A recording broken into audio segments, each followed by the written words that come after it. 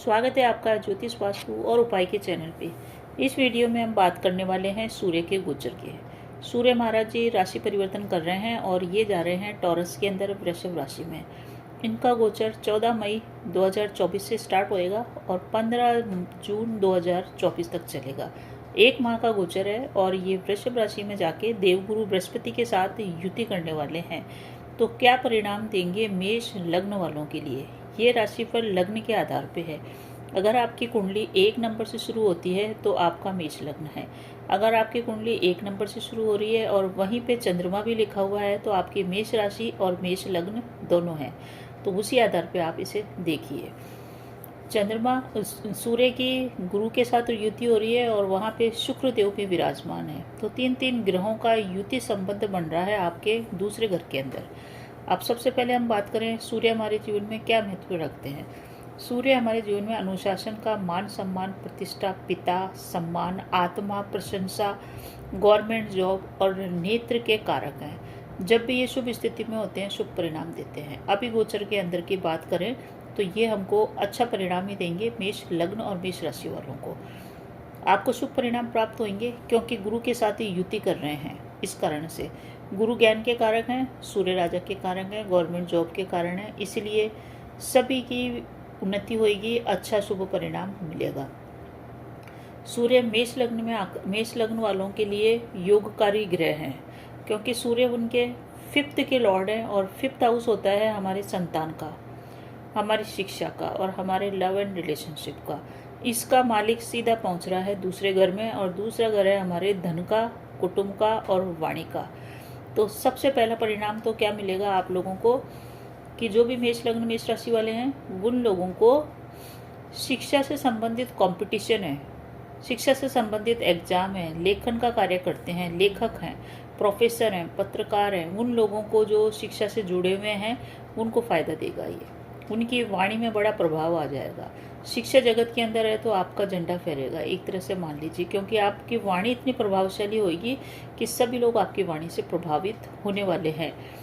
शिक्षा से संबंधित कोई कॉम्पिटिटिव एग्जाम है तो उसमें आपकी सफलता बहुत अधिक मात्रा में आपकी सफलता मिलने की संभावना बनी हुई है। सरकार के भी कारक सूर्यदेव होते हैं, इसलिए सूर्यदेव आपको कंपटीशन में सफलता दिला सकते हैं अगर आपने प्रयास इस गोचर में किया और इस गोचर में ही आपका एग्जाम पड़ रहा है 15 जून से पहले तो कंपटीशन में सफलता दिलाएगा। संतान का सुख आपको प्राप्त होएगा। आपको अपनी वाणी में मधुरता रखनी है, पहला प्रयास तो ये करना है वाणी से संबंधित। दूसरा ये है कि जितना ज़्यादा आप झूठ से बचेंगे आपको शुभ परिणाम प्राप्त होंगे। तीसरी सावधानी वाणी से रिलेटेड ये रखनी है कि आपको मद्यपान मांसाहार से दूरी बना के चले, खान पान पे नियंत्रण बना के चले तो कंपटीशन में आपको सक्सेस मिलना तय है। दूसरा भाव हमारे धन स्थान का होता है, नेत्रों का होता है और हमारे कुटुंब का भी होता है।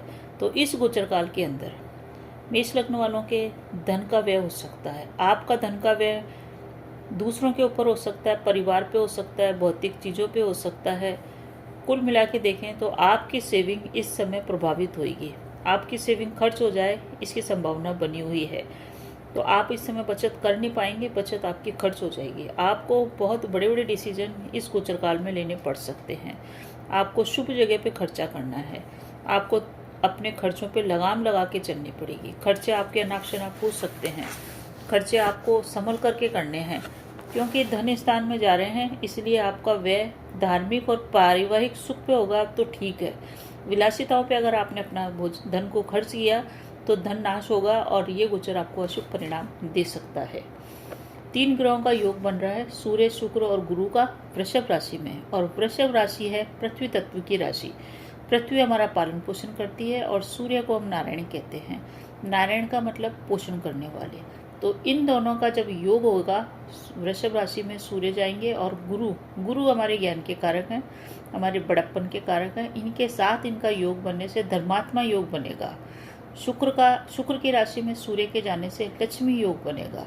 तो जो भी व्यक्ति साधना सिद्धि करना चाहते हैं, मंत्र सिद्धि करना चाहते हैं, गुरु दीक्षा लेना चाहते हैं, शिक्षा में ऊंचाइयां प्राप्त करना चाहते हैं, उन लोगों को इस गोचर काल के अंदर बहुत अधिक फायदा होगा। उनको सूर्य आराधना करके चलना है, विष्णु भगवान की पूजा करके चलनी है, तो आपको ये गोचर शुभ परिणाम देगा। सूर्य गुरु की जो युति होती है वो बहुत ही योग कार्य की युति कहलाती है, क्योंकि सूर्य आपके जीवन में क्या है, सूर्य आपके 5वें घर के लॉर्ड है, और गुरु क्या है, गुरु आपके 9वें घर के लॉर्ड है, जो कि भाग्य के स्वामी है।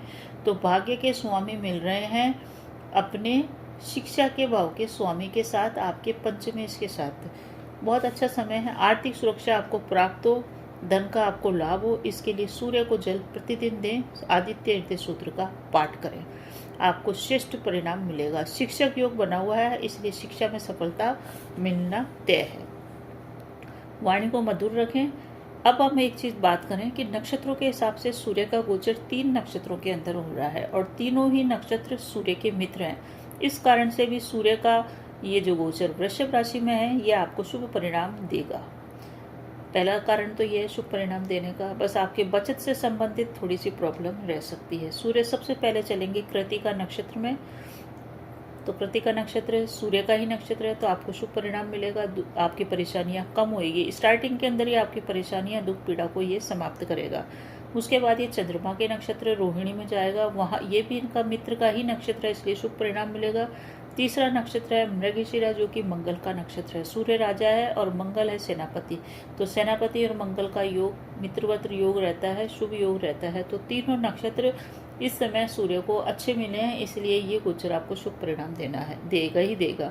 धन की आपकी वृद्धि होगी, सुख की वृद्धि होगी। भौतिकवादी आप बनने से बचें, क्योंकि सूर्य जब भी वृषभ राशि में जाता है तो भौतिकवादी प्रवृत्ति व्यक्ति में आती है, तो भौतिकवादी बने। धन का व्यय कुछ न कुछ दान पुण्य पे अवश्य करें, दूसरों के ऊपर करें, परमार्थ पे करें, दूसरों की सेवा पे करें, आपको ये शुभ परिणाम देगा।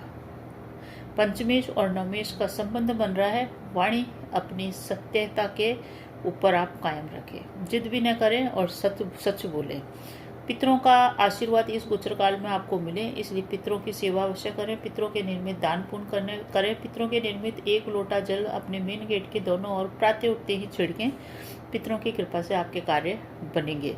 इस गोचर काल में थोड़ी सी प्रॉब्लम चल रही है, वो है भाई बंधुओं से संबंधित। भाई बंधुओं से इस समय आपके मतभेद हो सकते हैं, वैचारिक रूप से मतभेद हो सकते हैं। बड़े डिसीजन लें तो थोड़ा सा ठहर के सोच करके आप लें। भाइयों से अपने बना के चलें, बिगाड़े नहीं। प्रॉपर्टी से संबंधित बंटवारे के या प्रॉपर्टी से संबंधित विवाद के सॉल्व होने की और इस समय ग्रह गोचर इशारा कर रहे हैं। प्रॉपर्टी मिलने का और संपत्ति जायदाद में हिस्सा मिलने का योग बना हुआ है, तो इस तरह से ये गोचर अच्छा है। बस आप अपनी वाणी पे विराम लगा के रखें। जब आप अपने भाइयों से बात करें, मधुरभाषी बने, आपको श्रेष्ठ परिणाम मिलेगा। अब उपाय की हम विस्तार रूप से चर्चा कर लें कि सबसे पहला उपाय तो सूर्य के आदित्य हृदय सूत्र का पाठ करना है। दूसरा, गंगा दशहरा पड़ रहा है 10वीं को, तो गंगा जल से स्नान करें, गंगा जी की पूजा करें, श्रेष्ठ परिणाम मिलेगा। तीसरा महत्वपूर्ण पर्व आ रहा है निर्जला एकादशी। निर्जला एकादशी बहुत ही खास पर्व है, क्योंकि विष्णु भगवान को नारायण की उपाधि प्राप्त है और सूर्य नारायण को। तो निर्जला एकादशी के दिन व्रत रखे, गायों को या पक्षियों के लिए निर्मित आप जल का दान करें और चावल का सेवन करने से बचें। शनि जयंती पड़ रही है 6 जून को, इस दिन हनुमान आराधना से अवश्य जुड़ें, आपके कार्य बनते हुए दिखाई देंगे। तो श्रेष्ठ रहे आपका गोचर। तो बने रहिए चैनल पे। अभी तक चैनल सब्सक्राइब नहीं किया तो प्लीज़ करिए, और कमेंट में जय श्री राम अवश्य ही लिख के आप जाइए। धन्यवाद।